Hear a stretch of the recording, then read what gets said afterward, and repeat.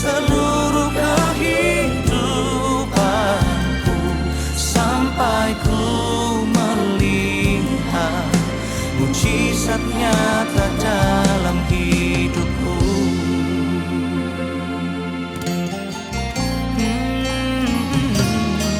Engkau Tuhan yang paling mengerti, Engkau pribadi yang memahami dalamnya relung hati. Kau tahu, kau mengasihiku. Ku percaya kuasa-Mu ajaib, ku percaya Kau sanggup menolongku. Ku serahkan seluruh kehidupanku, sampai ku melihat mujizat nyata dalam hidupku.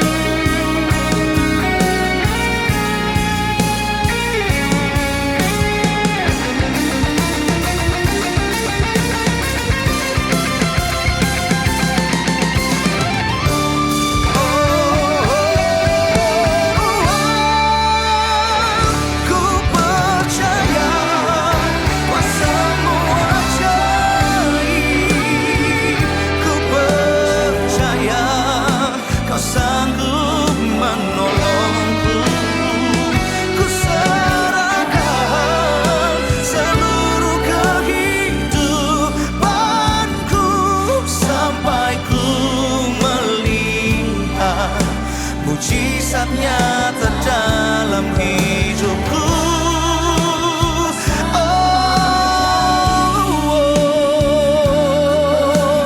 Ku percaya menolongku,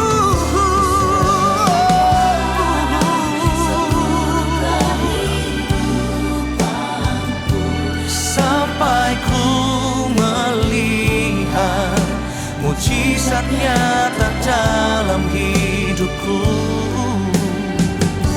sampai ku melihat mujizat nyata dalam hidupku.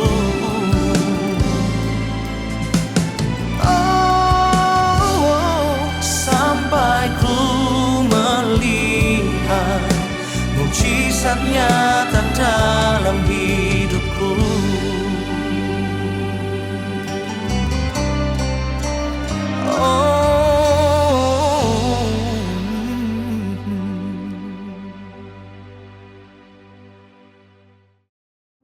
Malam hari ini bersama-sama kami berkumpul untuk menyembah Engkau, Allah kami yang hebat, Allah kami yang besar, Allah kami yang dahsyat, Allah yang tak tertandingi dalam hidup ini. Engkaulah Yesus, Tuhan dan Juru Selamat kami. Saudaraku yang terkasih, mari bersama-sama angkat tanganmu. Serahkan segala kekhawatiranmu pada Tuhan. Sebab Dia Tuhan yang terbesar dalam hidup ini. Haleluya. Terima kasih Tuhan. Terima kasih Yesus. Terima kasih Yesus. Haleluya. Yesus terlebih besar. Yesus terlebih besar di dalamku, di dalamku.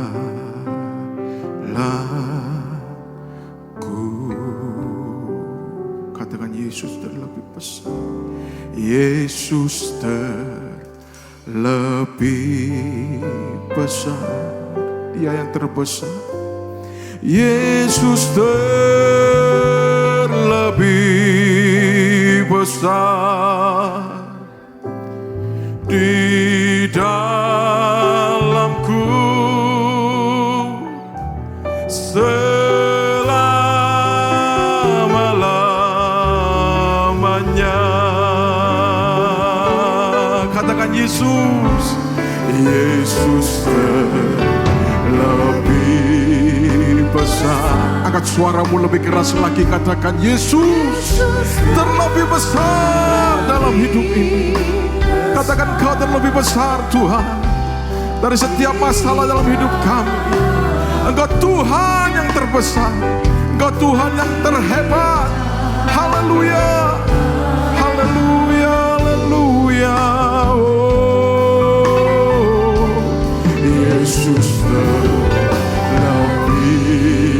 besar. Haleluya, Yesus terlebih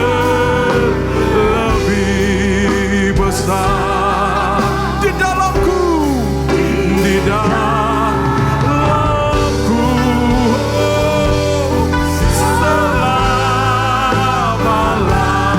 selama-lamanya. Yesus terlebih besar.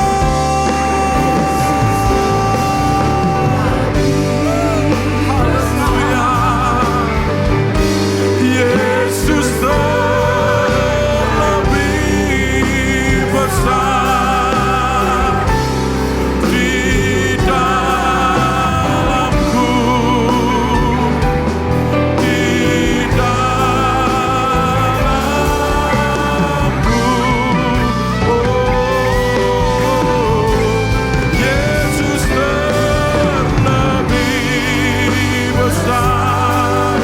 Engkau yang terbesar Tuhan, Engkau terbesar Yesus. Haleluya, di dalamku selama-lamanya, selama-lamanya. Boleh kita bangkit berdiri bersama-sama Bapak Ibu saudaraku. Yesus terlebih. Angkat tanganmu, katakan. Angkat tanganmu, katakan Yesus.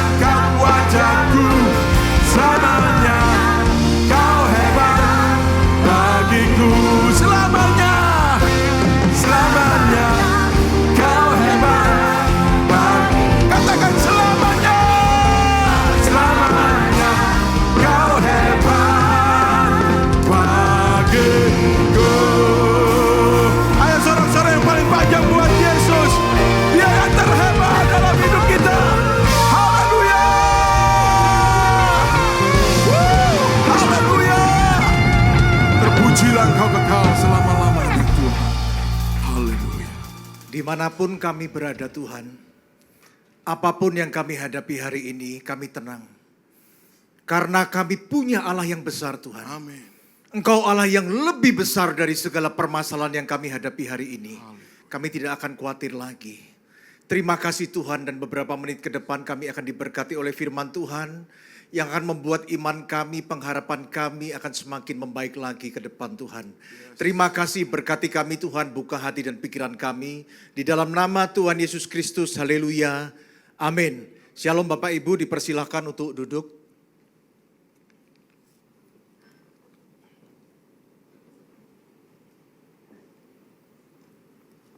Shalom semua, selamat malam. Malam hari ini saya akan membawakan sebuah renungan firman Tuhan dengan judul Mengucap Syukur. Saudara, kalau saya ingat beberapa tahun yang lalu, kira-kira mungkin 10 tahun yang lalu deh. Itu mengucap syukur itu termasuk salah satu standar rohani orang Kristen. Jadi ternyata rohani pun punya standarnya. Kenapa kok rohani itu harus ada standarnya? Karena semua hal yang punya standar, pasti dia akan punya stabilitas yang bagus. Semua produk yang punya standar, pasti akan punya satu nilai. Contoh begini.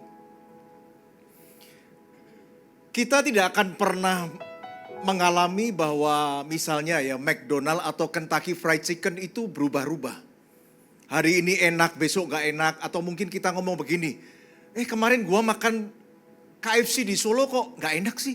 Beda sih dengan KFC di Surabaya, gak akan ketemu saudara. Saudara gak akan ketemu perbedaan mungkin, Pak ini kok rasanya McDonald kok gak stabil ya. Kadang hari ini asin, besok manis. Saudara gak akan ketemu. Karena produk-produk itu punya stabilitas yang tinggi. Dia punya nilai karena dia punya standar saudara. Standar itu akan menimbulkan nilai dan menimbulkan status stabilitas. Contoh begini nih. Bapak Ibu tahu nggak kalau di ayam goreng Kentucky itu semua prosesnya itu ada standarnya semua. Termasuk pemilihan ayamnya, pemilihan tepungnya, bahkan cara memasaknya itu punya standar semua. Misalnya ayam itu boleh diangkat kemudian digulung-gulung di tepung hanya berapa detik. Kemudian dimasukkan di dalam minyak yang panas itu berapa detik. Itu standarnya sama semua. Ada berapa detik SOP-nya itu ada. Nah itulah yang akhirnya menimbulkan satu nilai. Akhirnya menimbulkan satu stabilitas. Kekristenan juga butuh stabilitas. Kekristenan juga butuh nilai sebagai orang Kristen. Makanya kita juga harus punya satu standar di dalam rohani kita. Nah tempo hari Pak Fengki mengajarkan kepada kita bahwa salah satu standar rohani itu adalah mengucap syukur. Kita lihat dulu di dalam 1 Tesalonika 5 ayat yang ke-18.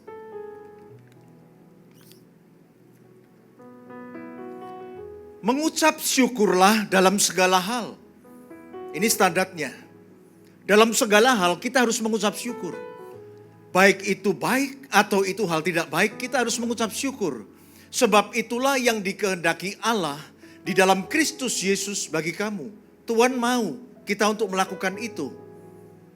Nggak gampang loh saudara. Kalau mengucap syukur pada waktu kita diberkati, nggak ada susahnya. Mengucap syukur waktu keadaan baik-baik, nggak ada susahnya. Tapi mengucap syukur dalam keadaan nggak baik, ini sungguh susah untuk dilakukan. Tapi masalahnya Tuhan menyuruh kita. Berarti dia ngerti bahwa kita mampu untuk melakukannya. Kalau kita punya standar rohani ini, bisa mengucap syukur di dalam segala hal, saya percaya Bapak Ibu, kekristenan kita akan stabil. Kekristenan kita akan punya nilai. Karena ternyata orang Kristen dalam situasi gak baik pun dia tetap mengucap syukur pada Tuhannya. Gak cuma pada saat-saat baik saja. Saudara, kadang orang bertanya begini, Pak, haruskah kita mengucap syukur untuk hal-hal suatu tragedi dalam hidup kita, Pak? Ketika kita mengalami kehilangan, ketika kita mengalami malapetaka, ketika kita mengalami sesuatu yang tidak mengenakan, Pak. Masa kita harus mengucap syukur? Tapi firman Tuhan ngomong, mengucap syukurlah di dalam segala hal. Ada orang itu, dia anak orang kaya Bapak Ibu. Memang orang tuanya konglomerat. Jadi waktu dari kecil hidupnya sudah enak. Begitu SMP dia pindah ke luar negeri, saudara. Dia pindah ke luar negeri, dia sekolah di luar negeri, dia sampai S2.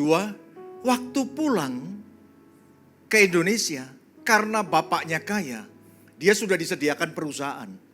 Dan bahkan jodoh pun dipilihkan dari anak konglomerat juga. Hidupnya gak pernah mengalami masalah. Tentulah mengucap syukur bukan sesuatu hal yang sulit untuk orang seperti ini. Kan oke-oke saja. Dari kecil oke-oke saja. Sampai gede juga oke-oke saja. Pasti mengucap syukur bukanlah sesuatu yang sulit. Kita sama-sama setuju kan Bapak Ibu kan ya.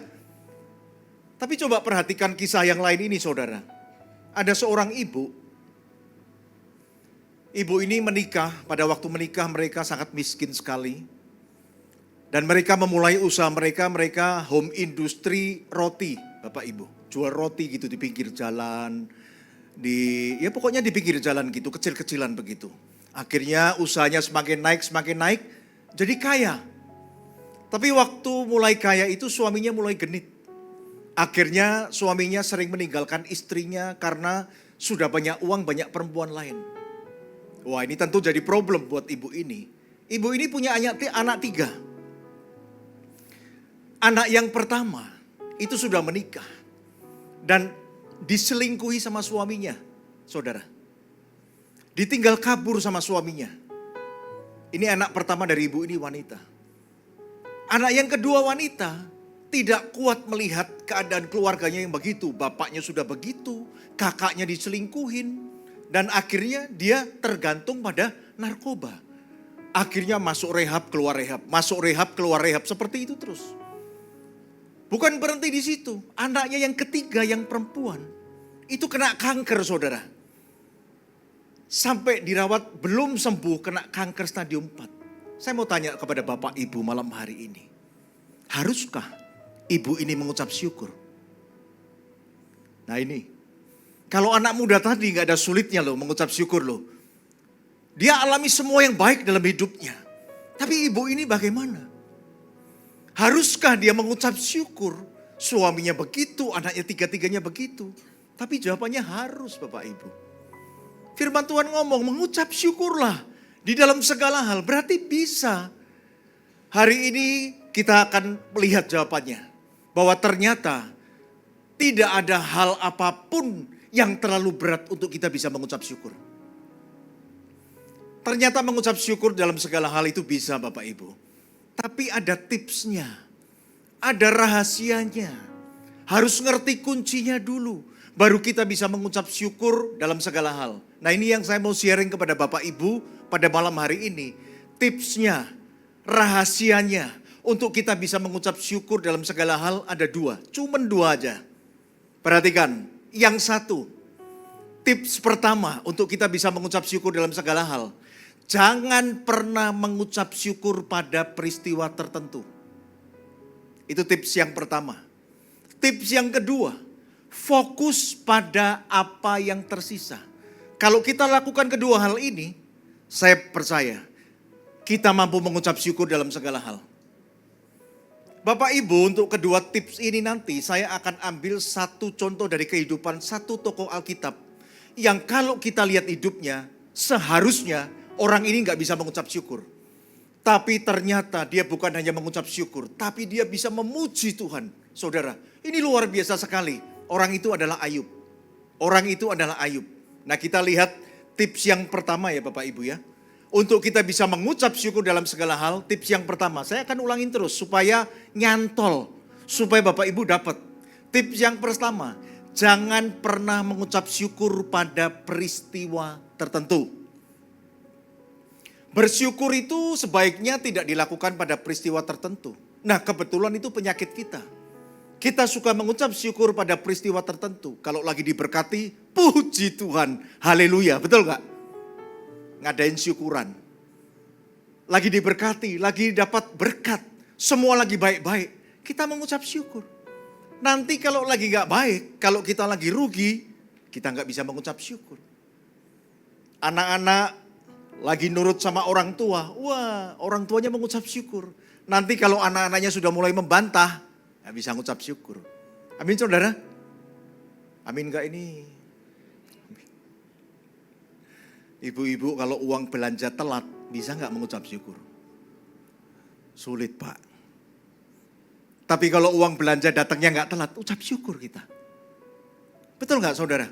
Jadi kita mengucap syukur itu hanya pada peristiwa-peristiwa tertentu yang menguntungkan kita. Itu padahal prinsip dunia. Banyak orang bisa mengucap syukur, tapi kalau keadaannya bagaimana dulu? Nah hari ini kalau dengan cara begitu, maka kita tidak akan bisa mengucap syukur di dalam segala hal. Kalau kita hanya biasa mengucap syukur pada peristiwa tertentu, kita tidak akan bisa mengucap syukur dalam segala hal. Saudara lihat, kita lihat Ayub ya. Dia ini luar biasa. Ini orang, dia tidak pernah mengucap syukur pada peristiwa tertentu. Dia mengucap syukur pada semua peristiwa dalam hidupnya. Sehingga ketika dia mengalami hal yang tidak baik sekalipun, dia mampu mengucap syukur saudara. Kita lihat di dalam Ayub 1 ayat yang ke-7.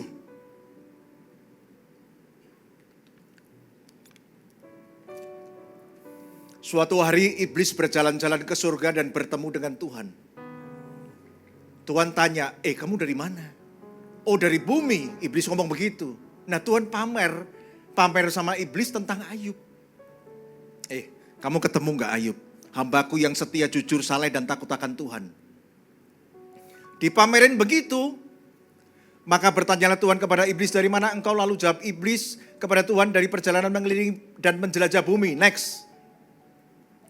Apakah engkau memperhatikan hambaku Ayub? Sebab tiada seorang pun di bumi seperti dia yang demikian saleh dan jujur, takut akan Allah dan menjauhi kejahatan.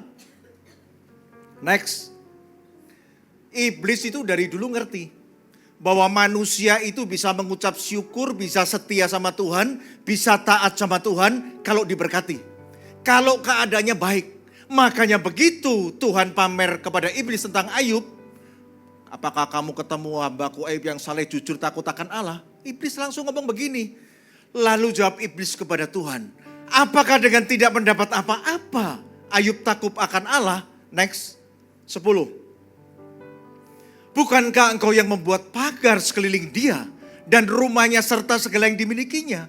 Apa yang dikerjakannya telah kau berkati dan apa yang dimilikinya makin bertambah di negeri itu. Maksudnya iblis ngomong begini loh, ya gak usah Ayub aja tuh Tuhan. Kalau semua orang kamu berkati, kamu jaga, kamu lindungi, siapa yang tidak takut akan engkau, tidak saleh, tidak jujur, tidak mengucap syukur sama kamu. Semua orang juga bisa. Kita lanjutkan. Tetapi ulurkan tanganmu dan jamahlah segala yang dipunyainya. Ia pasti gak bisa mengucap syukur. Ia pasti mengutuki engkau di hadapanmu. Memang manusia begitu, makanya iblis tahu. Dan ketika Tuhan membanggakan, iblis tantang balik seperti itu. Dan kemudian terjadi pada hari yang sama, 10 anaknya mati, semua hartanya hilang. Ayub orang paling kaya di tanah Uz. Pada hari itu juga dia jadi orang paling miskin dan paling menderita di tanah Uz. Apakah dia mengutuk Tuhan? Apakah kemudian dengan apa yang dialaminya dia tidak bisa mengucap syukur sama Tuhan? Kita lihat pada Ayub 1 ayat yang ke-21 saudara.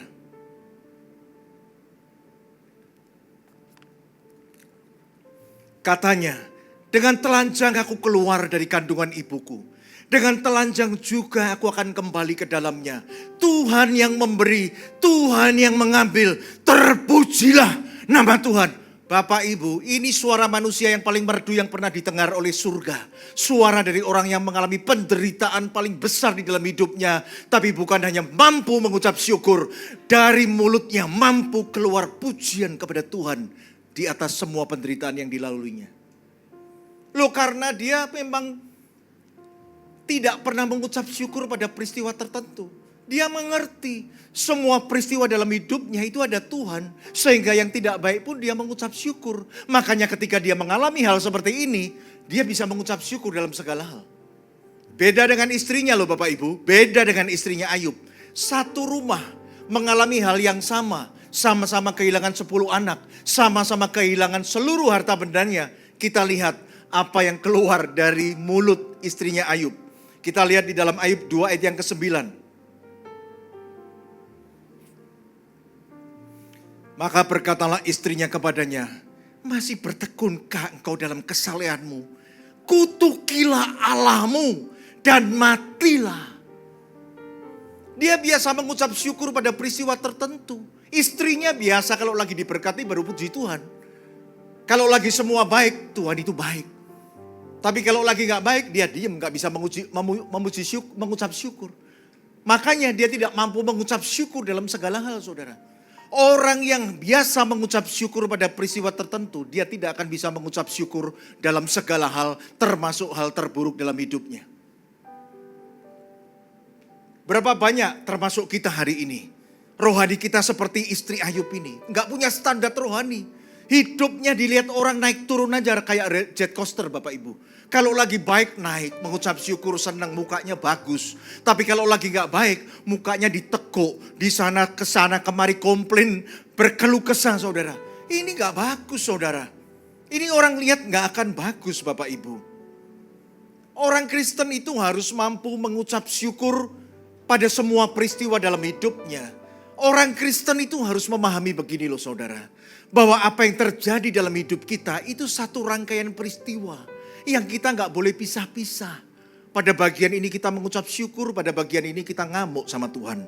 Pada bagian ini kita senang puji Tuhan, haleluya. Pada bagian ini kita bersungut-sungut sama Tuhan, gak boleh. Hidup ini satu rangkaian dari berbagai macam peristiwa dalam hidup kita. Di mana Tuhan tidak pernah absen, bahkan di dalam segala hal terburuk dalam hidup kita, itu kita gak finish, gak berhenti di sini loh Bapak Ibu. Akan ada hari esok. Ada hari esok. Hari ini kita sedih, besok akan senang seperti itu. Pahamilah, Allah sedang turut campur dalam hidup kita. Dia sedang merangkai berbagai peristiwa dalam hidup kita. Untuk merubah segala hal yang tidak baik menjadi baik. Makanya di dalam kitab Roma 8 ayat 28 dikatakan, Allah turut bekerja di dalam segala hal untuk mendatangkan kebaikan. Dia turut bekerja di dalam semua peristiwa di dalam kehidupan kita Bapak Ibu, untuk merubah yang tidak baik itu menjadi yang baik. Ada waktunya dong berarti. Berarti hari ini kita bisa melihat yang buruk di mana Allah turut bekerja. Untuk besok ke depan kita akan melihat sesuatu yang baik. Katakan amin dulu Bapak Ibu. Kalau enggak amin saya enggak terus. Jangan tegang, santai Bapak Ibu. Anda tidak bisa memisahkan sumur, penjara dan istana dari hidup Yusuf.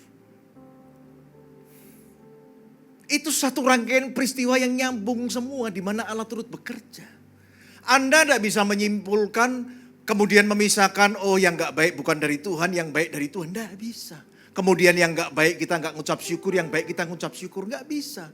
Sumur, penjara, istana dalam kehidupan Yusuf Anda tidak bisa pisahkan. Itu satu rangkaian di mana Allah dari awal turut bekerja untuk mereka-reka yang baik dalam hidup Yusuf. Kita lihat di dalam Kejadian 50 ayat yang ke-20. Kejadian 50 ayat 20. Jadi pada waktu papanya Yusuf mati, kakak-kakaknya kan takut nih. Ini mereka posisi sudah di Mesir ini. Sudah dibawa Yusuf ke istana. Mereka takut, waduh ini kalau Yusuf balas dendam kepada kita gimana nih. Akhirnya mereka berunding. Nanti gini aja kita ngomong bahwa sebelum papa meninggal, papa ninggalin pesan kamu gak boleh balas dendam kepada kami. Itu pada ayat-ayat sebelumnya. Dan kemudian mereka ngomong sama Yusuf begitu. Nah di Kejadian 50 ayat 20 ini Yusuf ngomong begini. Memang kamu telah mereka-rekakan yang jahat terhadap aku. Dia ngomong sama kakak-kakaknya. Maksudnya kakaknya kan yang merencanakan masukin sumur, dijual sebagai budak dan sebagainya. Memang kamu telah mereka-rekakan yang jahat terhadap aku. Tetapi Allah telah mereka-rekakannya untuk kebaikan. Dia menjadikan semua rencana jahat kakaknya itu menjadi satu kebaikan untuk Yusuf. Dengan maksud melakukan seperti yang terjadi sekarang ini. Yakni memelihara hidup satu bangsa yang besar. Berarti Yusuf ini sangat paham bahwa Allah bekerja sejak dari dia dimasukkan di sumur. Katakan amin dulu. Dia paham bahwa Allah tidak pernah meninggalkan dia. Makanya dia tidak pernah bersungut-sungut. Bapak Ibu Yusuf Anda lihat. Tidak pernah bersungut-sungut. Bahkan sampai di penjara pun dia sadar. Ini adalah bagian di mana Allah akan menggenapkan visi yang sudah diberikan kepadanya. Bahwa dia akan menjadi seorang pemimpin. Bapak Ibu. Ketika kita mengalami kejadian buruk dalam hidup kita. Jangan dipisah-pisah. Itu satu rangkaian. Makanya di dalam Pengkhotbah 3 ayat 11 dikatakan seperti ini. Pengkhotbah 3 ayat yang ke-11. Ia membuat segala sesuatu indah pada waktunya. Bahkan ia memberi kekekalan dalam hati mereka. Perhatikan. Tapi manusia tidak dapat menyelami pekerjaan yang dilakukan Allah dari awal sampai akhir. Kita suka melihat per peristiwa. Kita tidak dapat menyelami bahwa semua peristiwa dalam kehidupan kita itu satu rangkaian yang tidak boleh terpisah-pisahkan. Di mana kita tidak boleh hari yang bagian ini kita tidak mengucap syukur, yang ini mengucap syukur.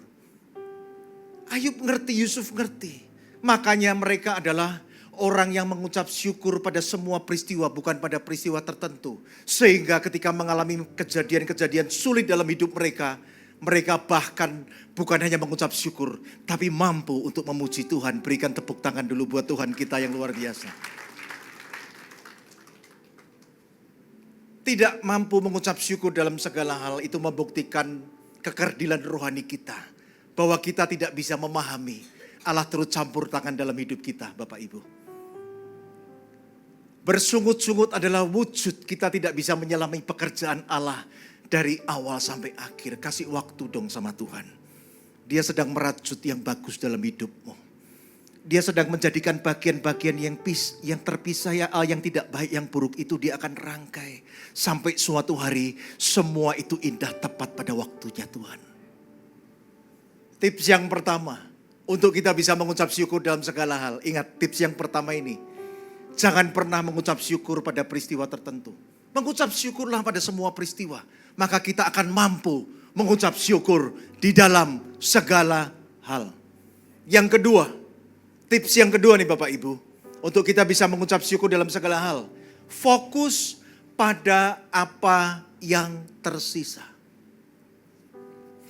Ketika kita mengalami kehilangan, yang membuat kita tidak bisa mengucap syukur apa? Kita fokus pada apa yang hilang. Tapi kalau kamu fokus pada apa yang tersisa, kamu akan bisa mengucap syukur. Karena apa? Kamu akan melihat begini loh. Luar biasa Tuhan. Di tengah kesulitan yang aku alami, masih ada yang tersisa. Loh berarti kan bukti bahwa dia masih memelihara saya. Bahwa dia tidak pernah meninggalkan saya. Ini loh buktinya. Masih ada yang tersisa. Tidak semuanya habis. Dan hal ini dialami Ayub juga saudara.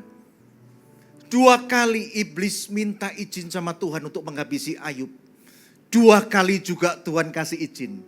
Tetapi setiap kali dia kasih izin nanti saudara akan lihat. Dia tidak boleh iblis habiskan semuanya.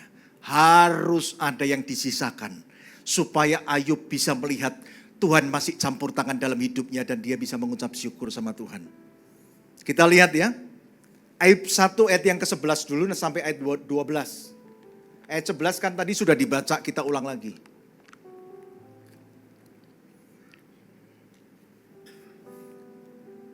Tadi kan setelah Tuhan pamer, setan nantang loh.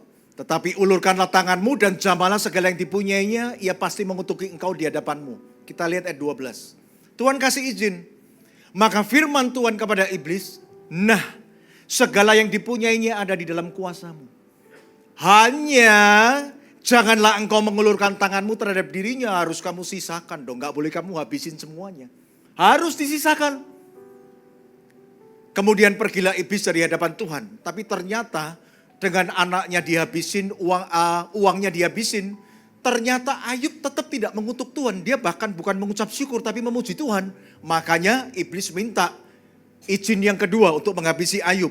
Kita lihat di dalam Ayub 2 ayat yang keempat.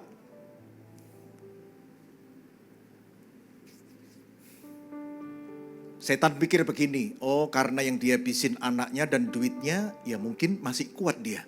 Coba kita habisin dirinya sendiri nih. Lalu jawab iblis kepada Tuhan, kulit ganti kulit. Orang akan memberikan segala yang dipunyainya ganti nyawanya. Kalau yang sebelumnya kan itu nyawa anaknya. Dan yang duit kan cuma duit bisa dicari lagi. Tapi orang pasti yang gak akan terima kalau dia yang dilukai. Kita lihat ayat selanjutnya, ayat yang kelima. Tetapi ulurkan tanganmu dan jamalah tulang dan dagingnya. Oh ia pasti mengutuki engkau dari hadapanmu. Kita lihat ayat yang ke-6. Maka firman Tuhan kepada iblis, nah, ia dalam kuasamu. Hanya, jangan dihabisin semua dong. Sayangkan nyawanya, sisakan nyawanya. Saya mau tanya kepada Bapak Ibu, coba kita pikir ulang. Adakah di dalam perjalanan hidup kita, di dalam peristiwa yang tidak baik yang kita alami, adakah tidak ada yang pernah tersisa dalam hidup kita? Pasti ada. Pasti Tuhan sisakan. Untuk kita masih melihat campur tangan dan kepedulian Tuhan ketika Dia mengizinkan kita melewati satu lembah yang kelam. Pasti ada yang tersisa untuk kita melihat. Dan akhirnya kita sadar, Tuhan masih berdaulat, masih melindungi aku. Gadanya melindungi aku ketika aku berjalan di dalam lembah kekelaman. Betul gak Bapak Ibu? Makanya itu untuk bisa mengucap dalam segala hal, mengucap syukur dalam segala hal, fokus pada apa yang tersisa. Suatu hari seorang anak naik motor, kecelakaan nih. Akhirnya kakinya luka dan dokter ngomong begini kepada orang tuanya, Pak, ini kalau nggak dipotong, nggak diamputasi, nanti menjalar anak bapak mati. Akhirnya kakinya dipotong. Pertanyaannya, haruskah ayah anak ini mengucap syukur untuk apa yang terjadi pada anaknya? Oh harus dong, tapi bukan untuk kaki yang terhilang, tapi untuk apa yang tersisa, yaitu nyawa dan hidup anaknya. Itu yang harus dia lihat untuk dia bisa mengucap syukur sama Tuhan. Aduh, meskipun kakinya hilang, tapi Tuhan masih sayangkan nyawanya, anakku masih hidup. Betul gak Bapak Ibu? Halo? Ada 2 orang kerja di pabrik kertas, 2 orang pria. Pabrik pemotongan kertas. Di tempat yang berbeda ya, 2 orang pria kerja di tempat pemotongan kertas di 2 pabrik yang berbeda. Suatu hari, yang seorang karena sambil bercanda, dia gak hati-hati, jempolnya kepotong. Waduh, kebetulan dia pelayan Tuhan Bapak Ibu. Waduh, dia bersungut-sungut sama Tuhan, komplain, marah, berhenti pelayanan. Tuhan, luar biasa Tuhan. Kamu gak jaga saya. Padahal saya tiap minggu pelayanan gak pernah absen loh Tuhan. Kenapa jempol saya bisa putus? Wah, dia ngomel-ngomel, dia berhenti pelayanan. Di tempat yang sama, pria yang kerja di pabrik pemotongan kertas sama juga mengalami kecelakaan saudara. Tapi bukan jempolnya yang hilang, 9 jarinya yang lain hilang, hanya tersisa 1 jempol. Kebalikan dengan yang tadi. Tapi yang kehilangan 9 jempol ini, dia bukan marah sama Tuhan. Dia ngomong begini, aduh Tuhan kamu kok baik sih Tuhan. Coba bayangin nih, hilang 9 jari, dia memuji Tuhan, mengucap syukur. Tuhan aku mengucap syukur loh Tuhan. Bahwa masih ada sisa 1 jempol. Paling enggak masih bisa buat pijet. Paling enggak masih bisa buat ngurut Bapak Ibu. Kenapa yang hilang 1 jempol marah-marah? Kenapa yang hilang 9 jari mengucap syukur? Karena yang hilang 1 jempol dia fokus pada jempol yang hilang. Tapi yang hilang 9 jari dia tidak fokus pada 9 jari yang hilang. Dia fokus pada 1 jempol yang tersisa. Sehingga dia merasakan bahwa Tuhan masih jaga. Berikan tepuk tangan dulu lagi ini untuk Tuhan. Bapak Ibu. Mungkin perusahaan kita, mungkin pekerjaan kita lagi mengalami kerugian. Semuanya hilang. Uang kita hilang. Jangan fokus pada uang yang hilang dong. Fokus meskipun uang itu hilang. Masih ada istri dan anak-anak yang setia bersama kita. Untuk kita bisa memulai lagi dari awal Bapak Ibu. Hari ini kita gak bisa mengucap syukur dalam segala hal. Karena apa? Karena fokus pada apa yang hilang. Dan itu yang dilakukan istrinya Ayub. Dia fokus pada hartanya yang hilang. Dia fokus pada anak-anak yang hilang. Sehingga dia tidak bisa mengucap syukur. Tapi Ayub, dia masih fokus pada apa yang tersisa. Dirinya yang masih hidup. Masih ada istri untuk memulai lagi. Akhirnya dia bahkan memuji Tuhan. Loh betul saudara. Hari ini kadang kita dalam kesulitan kita gak bisa mengucap syukur sama Tuhan. Karena kita terlalu fokus pada apa yang hilang. Lupa bahwa Tuhan menyisakan sesuatu untuk kita syukurin. Untuk kita melihat bahwa dia masih perhatian, dia tolong kita. Jadi gimana? Masih adakah satu masalah yang kita nggak bisa mengucap syukur? Masih ada masalah yang saudara pikir kita nggak bisa mengucap syukur? Nggak ada. Mengucap syukurlah dalam segala hal. Malam hari ini kita diberkati oleh firman Tuhan ini. Mengucap syukur dalam segala hal. Karena itu pasti bisa.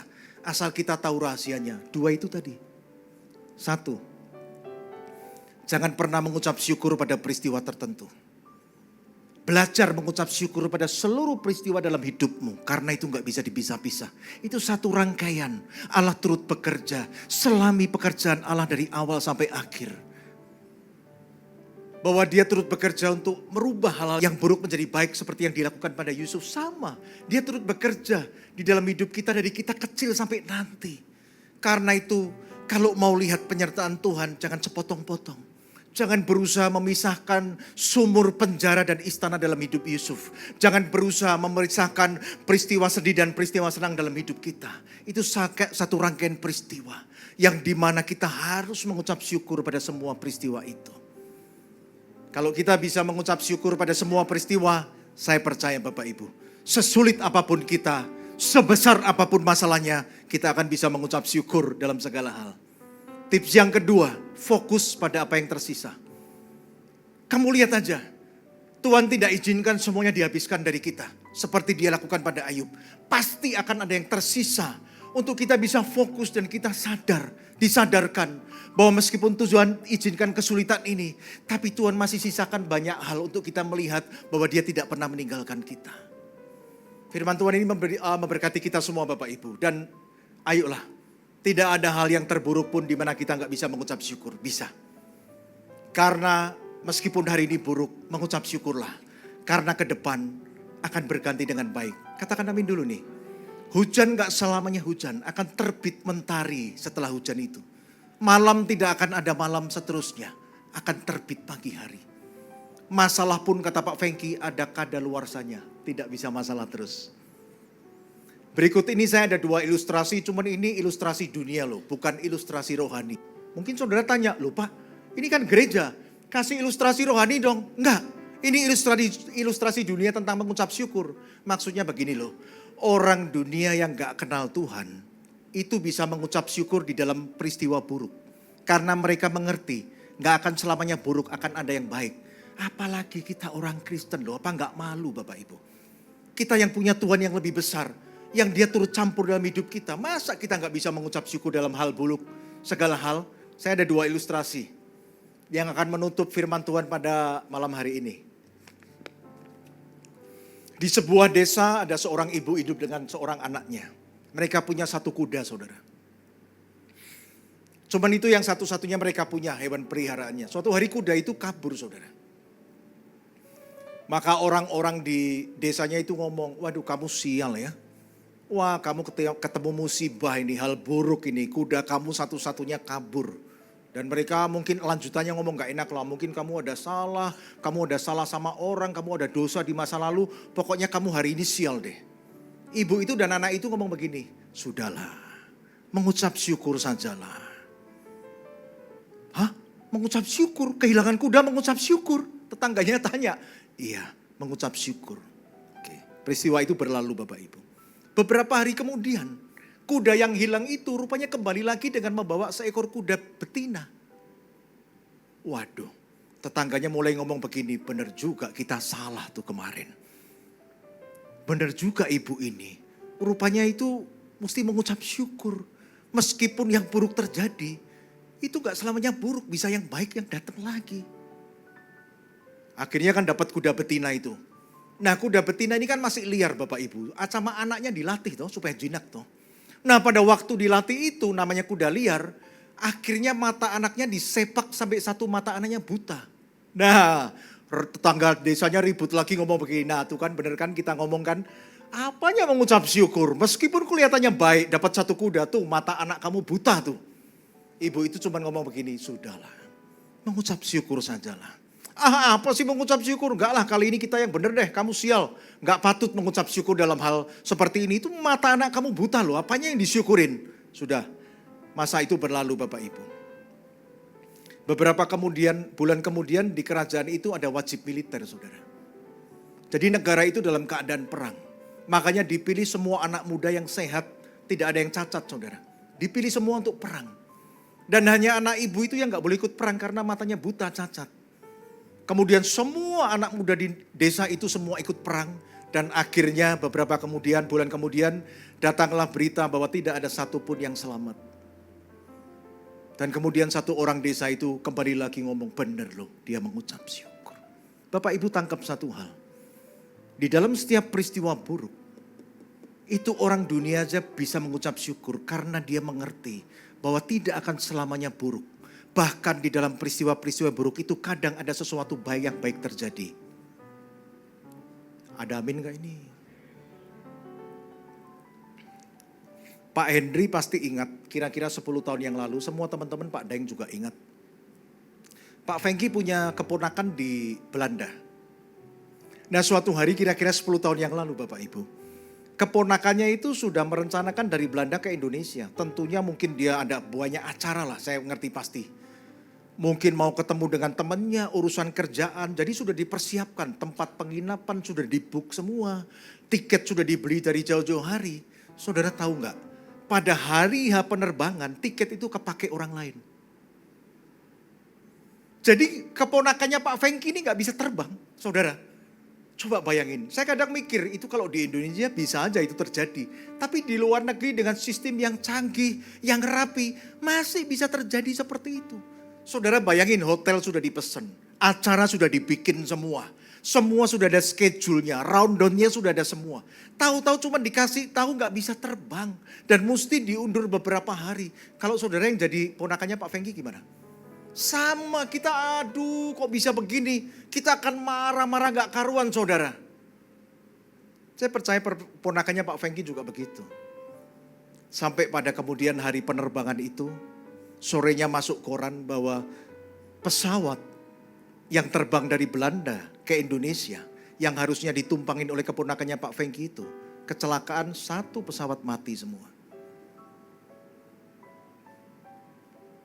Kadang begini loh, Tuhan itu kadang mengizinkan yang buruk terjadi untuk meluputkan kita dari sesuatu yang buruk loh.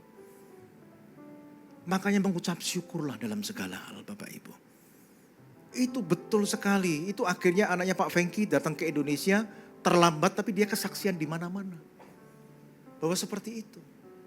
Ada sebuah ilustrasi lagi yang akan menutup renungan firman pada malam hari ini. Ini seru Bapak Ibu. Ceritanya sebetulnya mungkin seringkali kita dengar tapi kita diingatkan lagi. Bahwa orang dunia pun bisa mengucap syukur dalam hal buruk karena dia ngerti akan ada sesuatu yang baik di esok ke depannya. Jadi ada seorang raja itu gemar berburu Bapak Ibu. Senang banget berburu raja itu. Dan kalau dia musim berburu, pasti dia berburu. Nah kebiasaan raja ini kalau berburu dia bawa tim. 12 orang termasuk dia saudara. 10 itu prajurit, 1 itu penasehat. Dan posisinya begini, raja selalu dengan penasehatnya berkuda di depan, 10 prajuritnya di belakang. Hari itu, tahun itu pas kebetulan musim berburu. Maka rombongan itu masuk hutan saudara. Siang hari sampai di hutan siang. Sebelum berburu mereka makan dulu dong, istirahat dulu semua.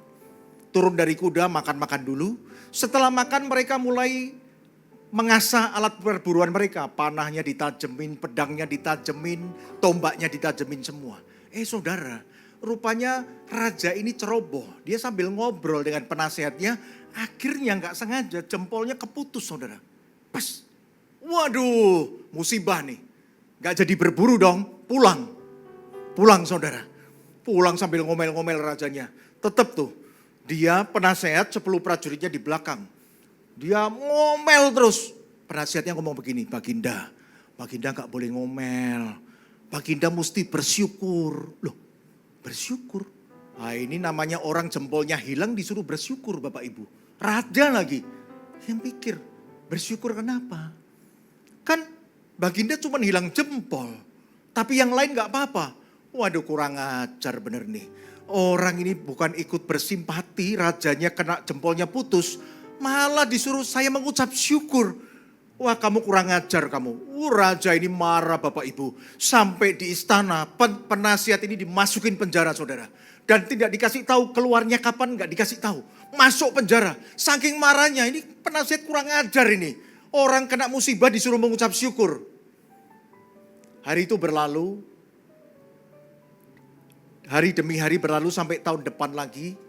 Musim berburu lagi. Namanya hobi berburu saudara. Raja itu berburu lagi.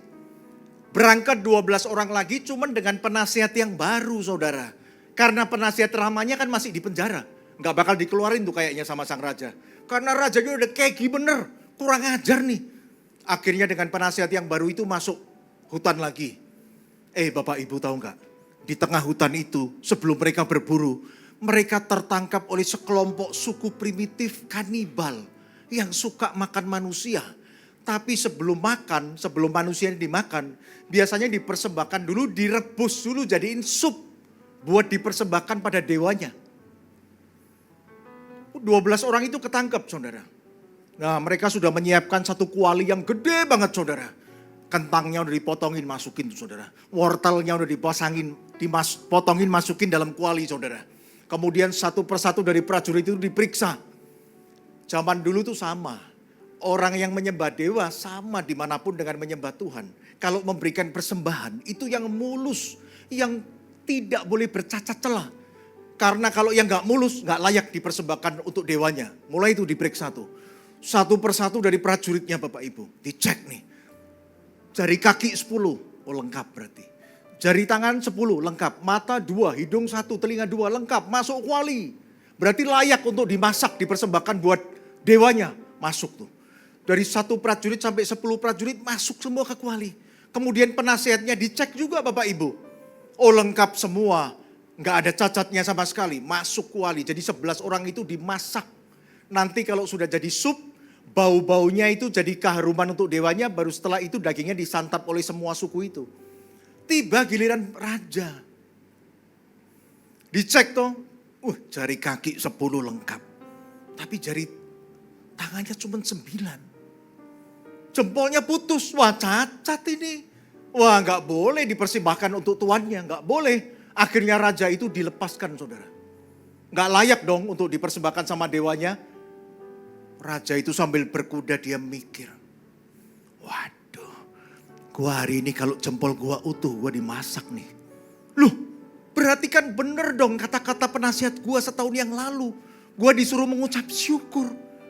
Waduh bener juga nih dia. Waduh gua dosa besar dong. Raja itu merasa berdosa besar kepada penasihatnya karena sudah menjebloskan penasihatnya ke penjara. Waduh padahal apa yang dikatakannya benar tuh. Dia harus mengucap syukur walau jempolnya putus. Coba kalau hari itu nggak jempolnya komplit semua. Dimasak juga sang raja. Waduh dia naik kuda dia ngebut saudara. Ngebut sampai ke istana saudara. Dia langsung ke penjara. Dia langsung bukain pintu penjaranya. Dia sujud menyembah kepada penasihatnya. Dia minta ampun, minta maaf. Aduh sorry penasihat. Ternyata setahun yang lalu kamu benar. Bahwa aku harus mengucap syukur. Walaupun jempolku putus. Baginda ini kenapa? Penasihatnya akan tanya. Diceritain tuh. Iya hari ini kami ketangkap sama suku primitif. Semua dimasak. Semua yang jempolnya komplit, tangannya komplit dimasak. Cuman aku aja nih yang gak ada jempol hari ini aku dilepas, aku hidup loh. Aduh yang kamu ngomong itu bener deh. Sorry ya, aku minta maaf bener deh. Aku sudah masukin kamu ke dalam penjara sampai seperti ini. Saudara mau tahu gak jawaban penasihat rajanya? Baginda tidak perlu minta maaf. Karena waktu Baginda setahun yang lalu masukin saya penjara sampai hari ini, saya pun mengucap syukur. Loh kok bisa kamu dimasukin penjara mengucap syukur? Nah coba Baginda pikir, kalau hari ini saya nggak di penjara, saya yang berarti menemani Baginda berburu dong. Berarti hari ini saya yang dimasak dong.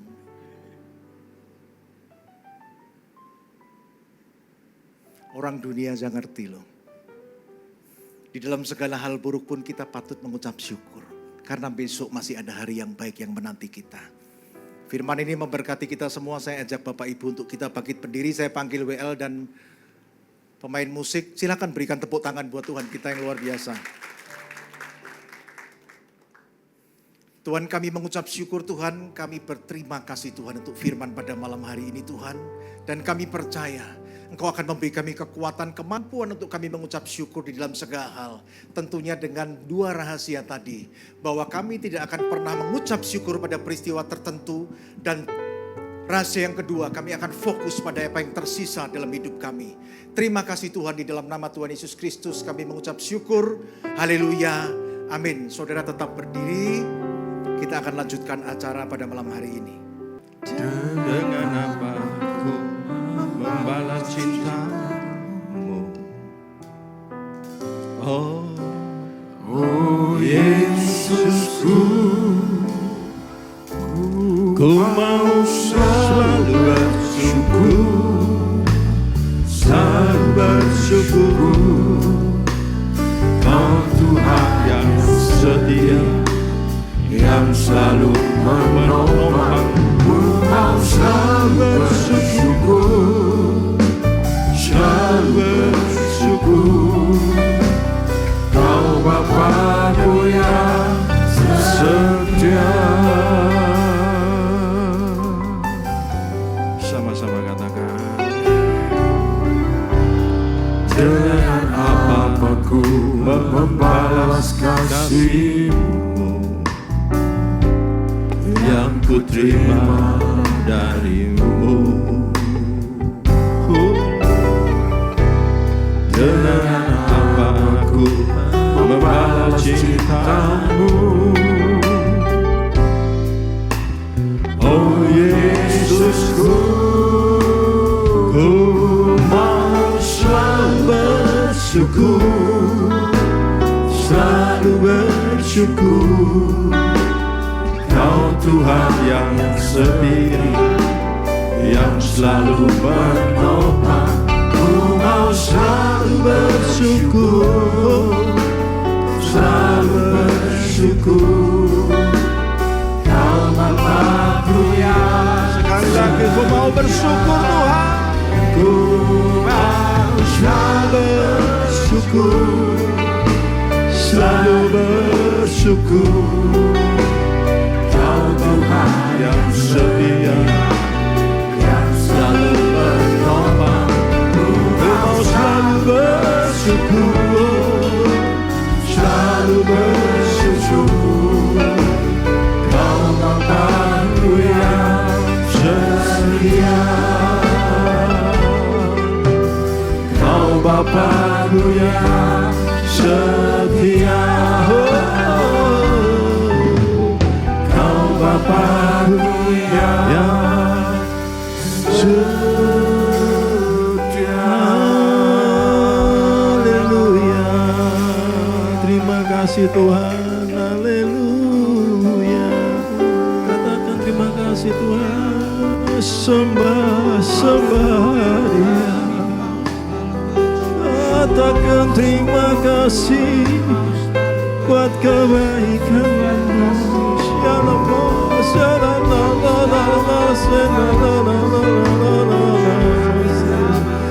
Sembah Allah yang setia.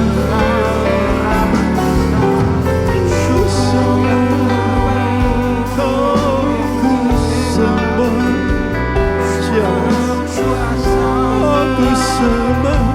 Kau ku sembah Tuhan. Haleluya,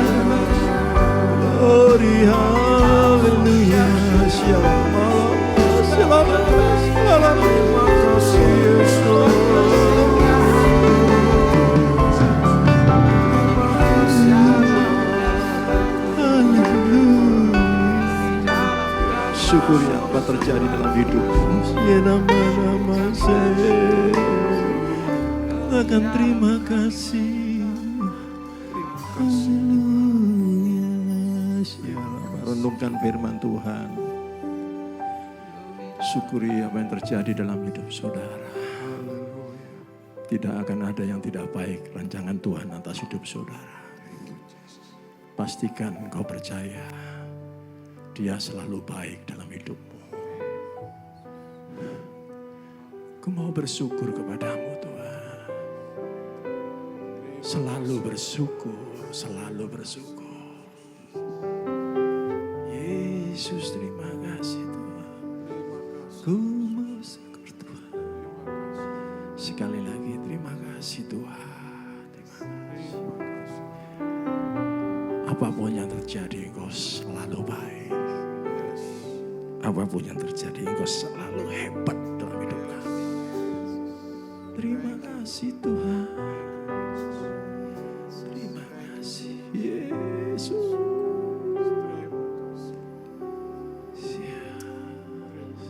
Sama-sama katakan, ku kan selalu bersyukur. Selalu bersyukur. Kau Tuhan yang setia, yang selalu menopang. Ku kan selalu bersyukur. Selalu bersyukur. Kau Bapa yang setia. Tidak ada yang terlewati setiap yang ada di tempat ini. Tuhan buka jalan buat persoalan masalahnya. Tidak ada yang terlewati Tuhan. Hidup kami naik, bukan turun. Hidup kami ditinggikan Tuhan, bukan direndahkan Tuhan. Tuhan buka tingkap-tingkap langit, turunkan hujan berkat kepada setiap kami semuanya. Malam hari ini, saat ini, semua yang percaya katakan amin. Sekali lagi, Tuhan memberkati saudara. Tuhan melindungi saudara. Tuhan menyertai saudara. Tuhan membuat semuanya baik buat saudara. Engkau dipulihkan. Engkau disembuhkan. Engkau diangkat oleh Tuhan. Terima kasih Tuhan. Terima kasih buat firman-Mu pada malam hari ini. Jamah setiap kami berikan kekuatan, tambahkan iman kepada setiap kami Tuhan. Kami mampu melewati semuanya. Bahkan kami punya iman. Bukan hanya dipulihkan, tapi kami diangkat oleh Tuhan. Kami diberi kelimpahan oleh Tuhan. Terjadi malam hari ini. Yang percaya katakan amin. Aku diberi kelimpahan. Aku diberkati Tuhan. Yesus. Yesus.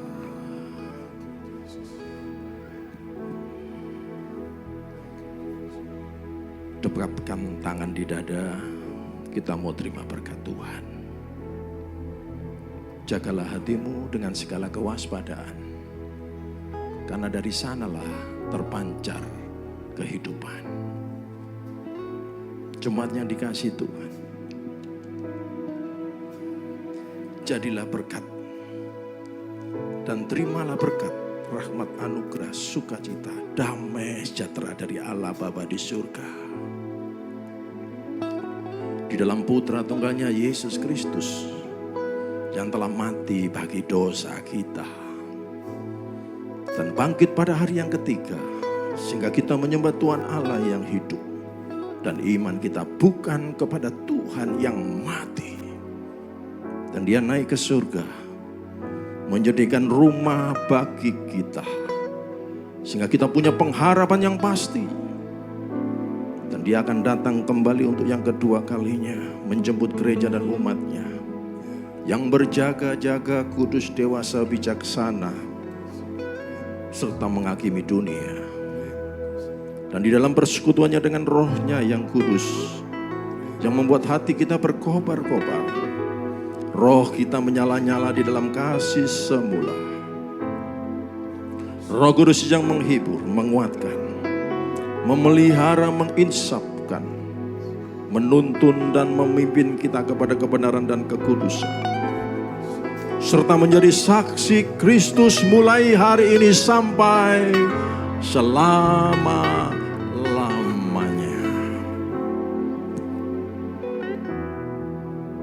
Hanya Kau yang menjadi tempat jawaban. Hanya Kau tempatku berharap, berjalan bersamamu ku takkan goyah, sebab tangan kasih-Mu tersedia bagiku, tersedia bagiku selamanya, selamanya kan ku cinta. Angkat tangan bersama-sama, katakan hanya Kau, hanya Kau yang menjadi tempat jawaban. Hanya Kau tempatku berharap,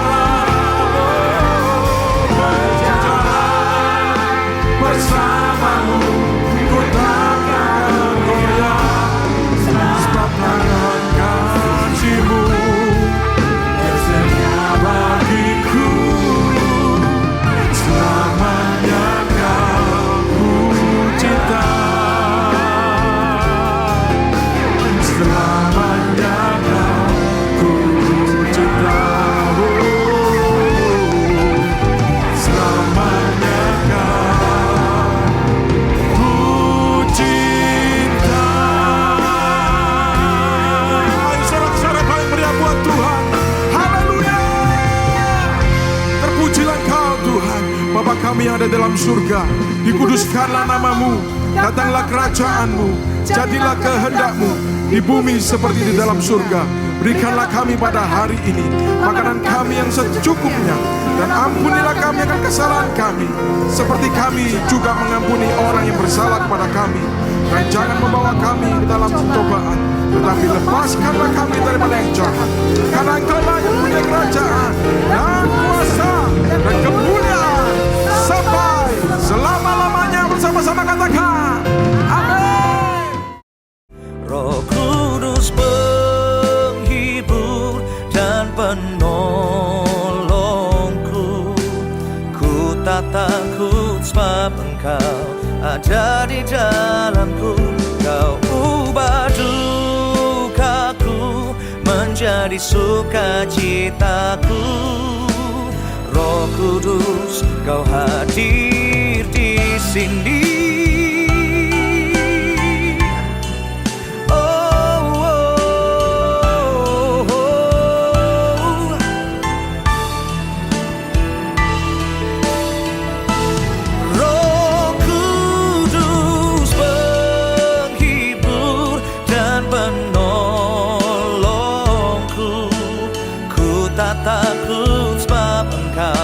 Ada di dalamku, Kau ubah dukaku menjadi sukacitaku.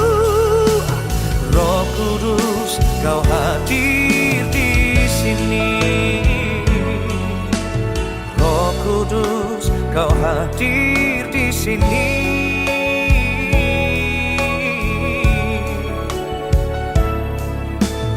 Roh Kudus, Kau hadir di sini.